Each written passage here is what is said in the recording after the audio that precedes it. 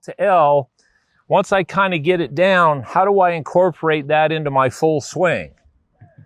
Well, if I'm doing L to L and I'm going L, so at this L right here, I'm fully turned, my weight's in my right foot.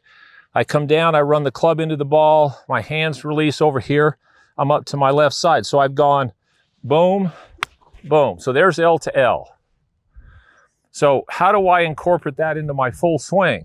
Well, I could make a practice swing and feel there's L and there's L.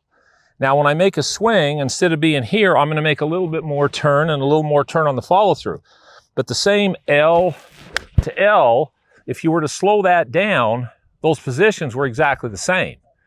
So the club head relative to my hands was here. When I came down and hit the ball, by the time I got over here, the club rehinged back up to this L. Doesn't matter the speed I'm swinging my arms. That L to L right by here is going to happen. 90% of people, for a lot of reasons, they chicken wing, they do all kinds of things because they don't ever let the weight of the club rehinge back up on the follow through. Now you're going to see some tour players that go back, come down, run the club into the ball, and then as they're going over here, this stays like that for a long time. Why? They're so flexible that what happens, this inside circle, as they hit the ball, their pelvis keeps rotating and rotating and rotating at a speed where it keeps up with how fast the club head's going. Most of us, once this center stops, what's got to happen?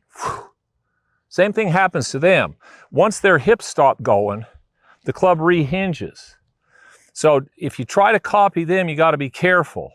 You're much better off feeling boom, boom, and even hitting some shots where you hit and recoil the club back to that L position.